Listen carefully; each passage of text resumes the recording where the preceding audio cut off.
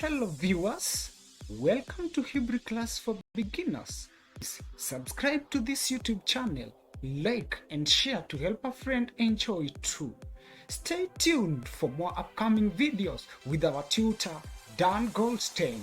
You can learn Hebrew to pursue your passion of traveling or living in Israel, to secure scholarship in United States, as they recommend Hebrew speakers for government-related careers.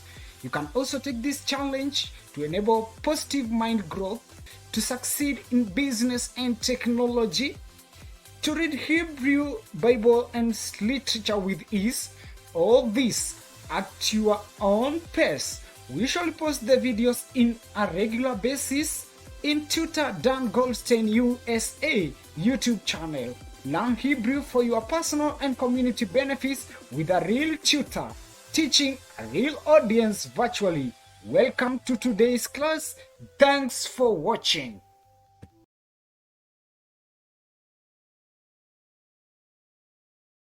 Okay, welcome to our Tuesday class. We're jumping right in this morning with Gideon leading us in some recitation that includes instances of the final mem, and also some discussion of the shva,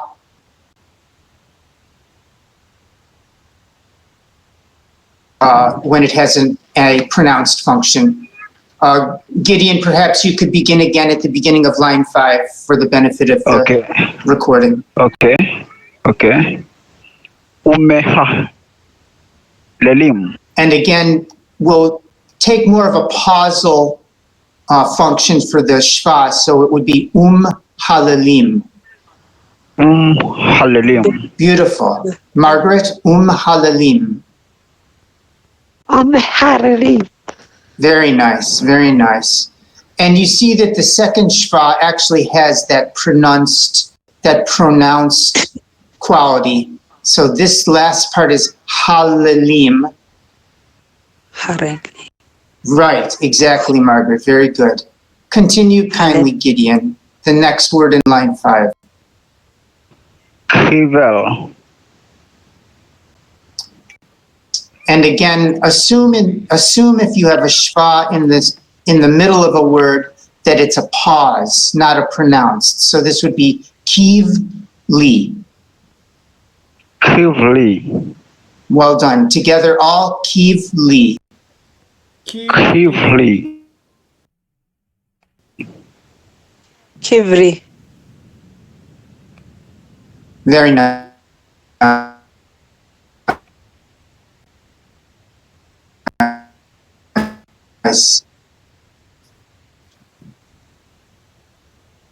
Where halalim. Halalim. Very nice, Margaret. Well done. And finally, again, be cognizant of the pausal function of the shva here. Gideon, give it a shot. Midel. So again, we just stop on the dalet. Midli. Midli. Well done. Together all, midli. Midli. Well done. Well done. Well done, Margaret. Let's give ourselves a break from shvas for a while, and give us all an opportunity for some final nuns, and also a couple of final chafs, just to continue practicing our chaf, sofit. And Joseph, if you'd kindly lead us in line 10. Lahen. Good. Together, lahen. Lahen. Next, kindly. Even. Well done and well accented with the first segul taking the accent. Together all, Evan. Evan. Nice, Margaret. Don't be shy and speak up into the mic so I can hear you fully. Next, Joseph, kindly. Hanon. Well done. Together, Hanun. Hanun. Hanun. Hanun. Nice. Continue. Tuvan.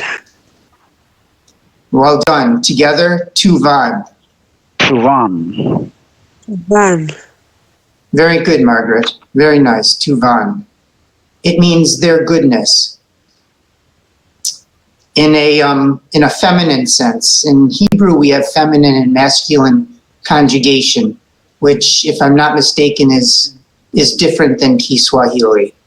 And it adds a complication which shouldn't scare us too much, but it adds something new in the Hebrew language that we don't have in Kiswahili, the feminine and the masculine. Unless I'm mistaken. Okay, continue, Joseph. Tuvha. Well done. And do you hear how Joseph made the pausal function of the shva? Together, tuvcha. Tuvha. Tufu. Very good, very good. That means your goodness. The cha means your. And it's a masculine form, tuvcha, your goodness. And lastly, Joseph?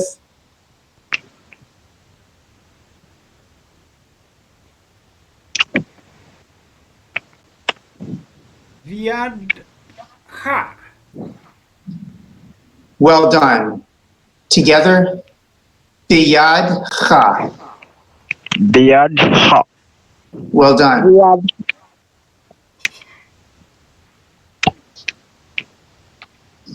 Spit out that cha, Margaret. Biyadcha.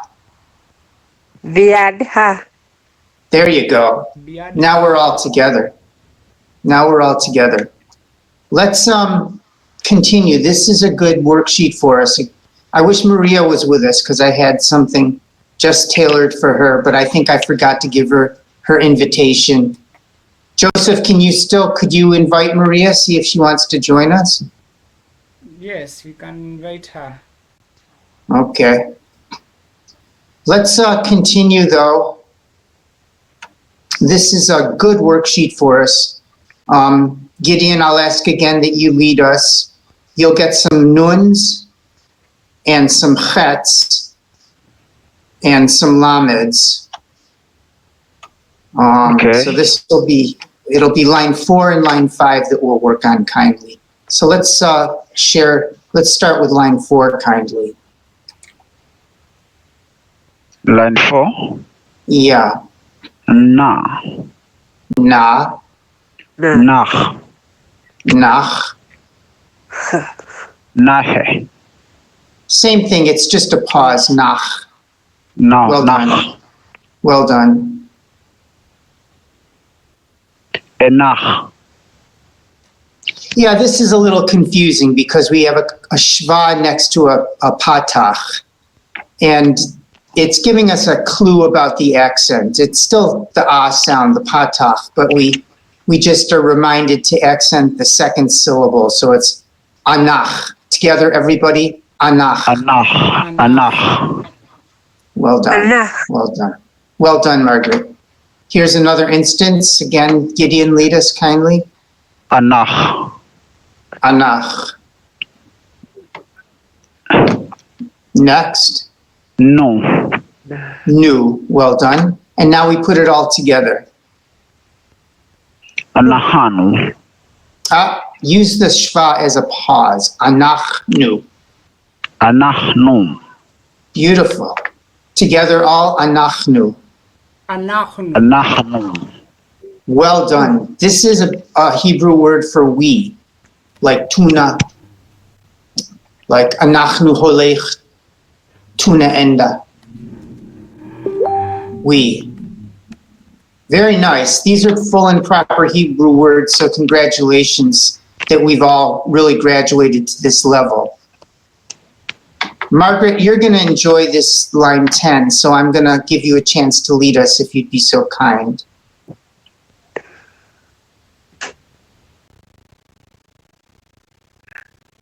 Ra. Rana. Beautiful. Ganan. Together all, Ganan. Ganan. Ganan. Well done. Next one kindly, Margaret. Adam. Mhm. Ada. Let me hear that M, the final M, Adam. Adam. Beautiful. Together all, Adam. Adam. Adam. And this is the name of the first man, Adam. And his girlfriend was Chava, which is the Hebrew for Eve. Adam v'Chava, Adam and Eve. Next one kindly, Margaret. D. And Dio. let's hear the nun. This is the final nun that has the N sound. So it's din, Din. din. Din. Well done. Together, din. Din. Well done. Yeah. Hey, Maria. Sorry for forgetting your invitation. Welcome. Do you want to unmute your audio and greet us to make sure your audio is in good shape? She might not be ready, so we'll leave her to observe. Okay, reading is going very well. I think we'll continue with this track. I've got some additional information that I can share about the Euphrates River. So let me share this tab here. We were discussing the rivers that flow out of the Garden of Eden, the paradise. And two of those rivers, the Tigris and the Euphrates, are rivers that we have today and we know where they originate. But I thought I would find a map that might give us a clearer picture of the origin of the Euphrates, specifically since I wanted Joseph to lead us in some Hebrew that refers specifically to the Euphrates, either in our Talmud or in the Bereshit, the Genesis, book of Genesis. So let's start just by enjoying the map, if I can blow it up in a way that it becomes more shareable. So we have in the northern part of Turkey, Joseph, Yes. a mountainous region. I'm not sure if I have my geography right, but I'm not sure what's north of Turkey, if that's already Russia. I don't recall. But we have mountainous region, and it forms what are called sub-basins, which are mountainous origins of water, basically. Highly elevated regions where there's snowfall that collects, and then, in warmer months, there's a melting and it feeds into rivulets that feed into rivers, basically. So we have this, above the Euphrates, we have this Karasu sub-basin, Karasu River. And above the Tigris, we have this Murat sub-basin where there's sources of water. So it seems that this Karasu basin is the origin for both Tigris and Euphrates. So my theory is that the Garden of Eden is somewhere in this area, and that it's not any more complicated than that, because we clearly have origins for Tigris and Euphrates. So what is the Hebrew for Euphrates? And let me bring this back down to size.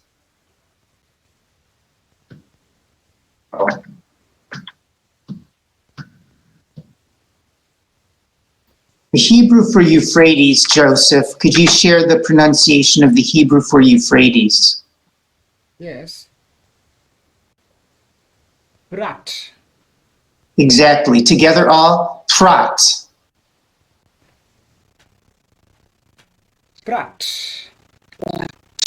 Gideon, good, Gideon. Margaret, prat.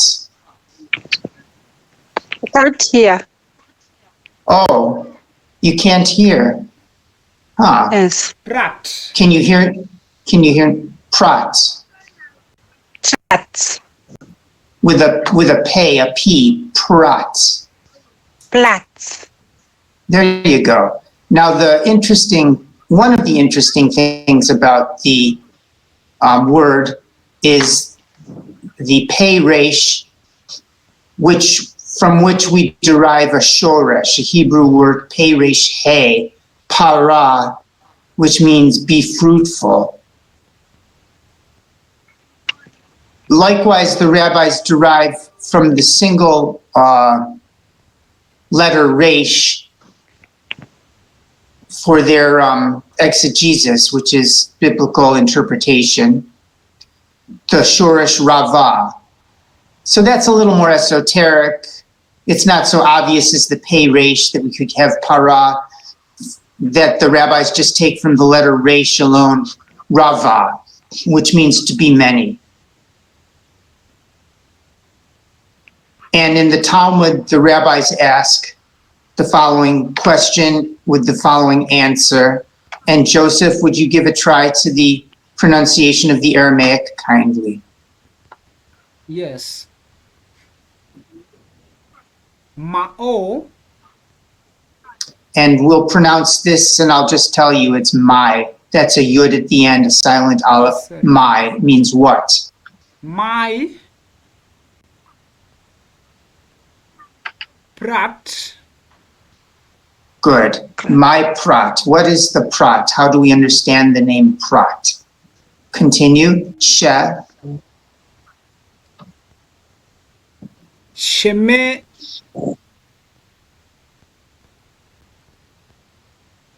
Shememav. Good. Shememav. Together all. Shememav. Shememav. Very good. Shemema. Very good, Margaret. Shememav and its waters. That because it's waters. Next word, kindly, Joseph. Parin. Parin. Together all. Parin. Parin. Taril. Very good. Very good. The. Vrat. Vravin. Exactly. Vilravin. Together, Vilravin. Veravin. Velavil. Perfect. Nice job, all. Nice job, all. Shememav parin Vilravim. What is the source of the name Prat? Go ahead. Shememav parin Vilravim. Shememam peravin viravin. Very good. Very good. That's some full-on Hebrew. Congratulations, Joseph. It's still very exciting to see the progress. And by the way, this isn't proper Hebrew. This is the old Aramaic, which is the discussions of the rabbis in the Talmud, the language at the time of Jesus. It's obviously closely related to Hebrew. So my Prat, what is the source of the name Prat? The Euphrates. It is so named because its waters are fruitful, parin, and multiply, ravin. Namely, there are many fish in it. I actually also found another connection to the shoresh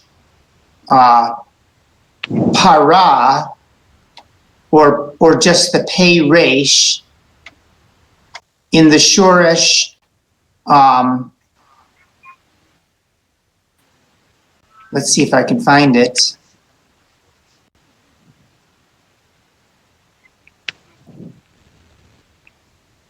Oh, well, it seems I didn't fully copy. Here it is. Take note of this shoresh here, Joseph. Parad, to divide. So you see we have the pei and the resh, but we introduce a dalid. And the sense of that shoresh or Hebrew root is to divide. So parat also can mean to be divided into to divide or branch off. Heat parat was divided, branched off. Probably a blend of the base parad, another word that means to divide, and the name of the river, Prat, the Euphrates, and literally meaning to be divided into branches like the Euphrates. So the word itself gives us clues that a division occurred at the source which formed the river Prat. So the very name Prat gives us clues about what happened originally. So this is something interesting that we find in Hebrew all the time, is delving into the word a little bit to understand the shorshim, the roots, gives us knowledge and lessons about the facts at hand. In the Genesis chapter 2, verse 10, we get an instance of that word para, of that shorish parad. It's in a conjugated form, yipared, but if you're sharp, Gideon, can you see the pei resh daled within this word?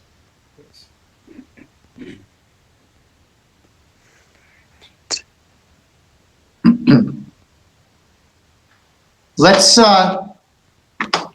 give you a chance, Gideon, to read this Hebrew verse for us. Are you up to it, brother? Okay. All right.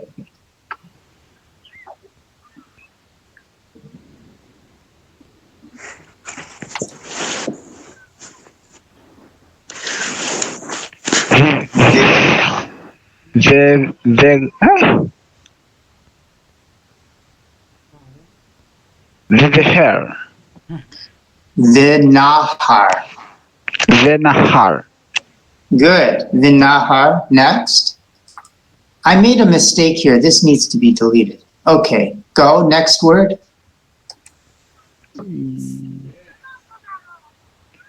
You. Yo. Yo. Do you remember this letter? It's the tzadi. Yes. Oh, okay. Yotze. Yo. Nice. Yotze. Together all yotze. Yotze. Let's say. Nice. Nice, Margaret. Me.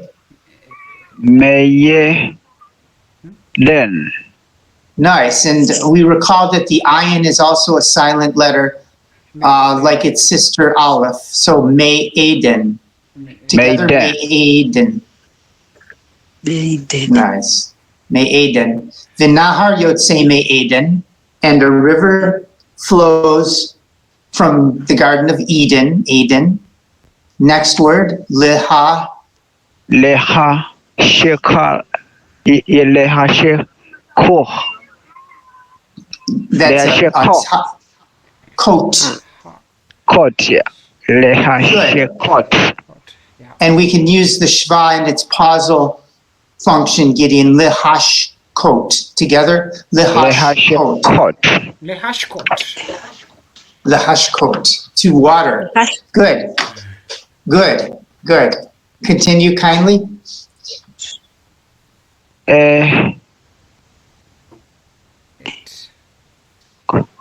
Yes. Etika. So this is not a pronounced. This is just a contraction. It's just there's a relationship between these words. There's no pronunciation of that line. So et, and then the next word ha. Etiha. Gan. Good. Hagan. Et hagan. Together, et hagan. Ethagan. At Hagal. Beautiful. And by the way, Gideon, good work on not getting confused by these extra symbols. Those are symbols that have musical notes associated with them. So you just have to sort of ignore those, which you seem to be doing a good job of. So well done. Umi. Next word, umi.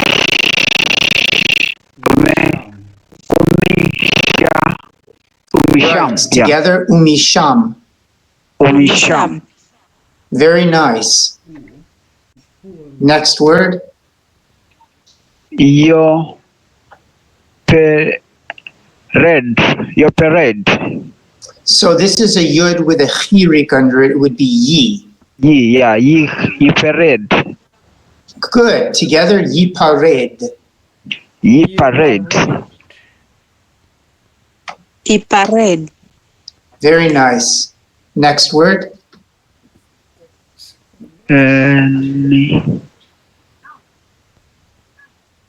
Niha. So this is just your vav, which you're good friends with. Oh. Just viha. Veha.